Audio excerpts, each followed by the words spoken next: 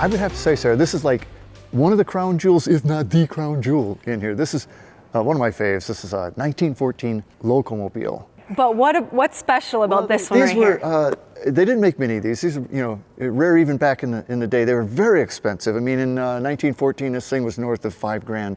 That's a lot of money. This is a Roadster. Roadster is defined by 2 seats, top down, no roll-up windows. That's a Roadster. So that wouldn't work in North Dakota. Well, only for about a month.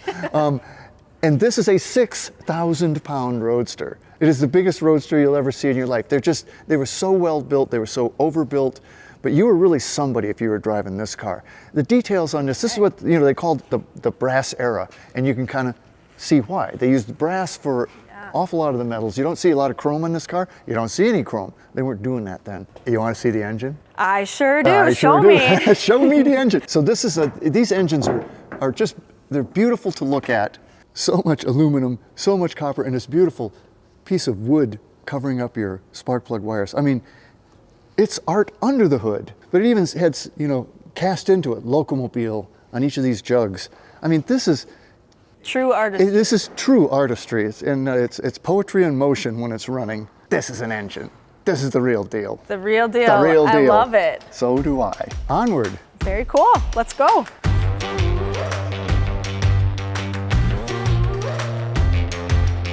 Where did the term trunk come from? Because that's what they originally had. They literally lashed a trunk when you went traveling on the back of your car, so when you got where you wanted to go, you undid the leather straps, carried it in. Now, you can't carry your trunk in now, hence suitcases. Right. Yeah. Well, there you go, yeah. But that's the trunk. How would you like to create a memory? I love memories, and I even better love telling stories. So let's create a story to tell. We're going to create a story to tell, and Alan's a great guy. I'm sure you'd be okay with this. How about you sit in it? Let's do it. Let's do it here. Now, it's inside door handle. You look marvelous. Well, thank you. Wave to the folks at home. Hi, Grandma. Hi. Does this thing have a horn? That's a good question. Usually they're on the outside, honk, honk. I don't know that. Someone would really know I'm coming down the road if I had that. I think they're going to see you anyway. This is definitely different than driving the vehicles today. Yeah, it's not your Subaru. But I now have a memory. Now you have a memory. Now I got to get out gracefully. Well, or get out either way. This is true.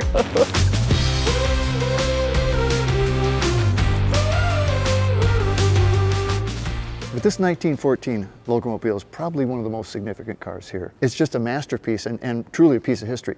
I don't know how many there are left on the planet, but you can probably count them on one hand. I'd have this in my collection. I've had $1 gazillion. What do you say we go find something else? Yeah, let's go check one out.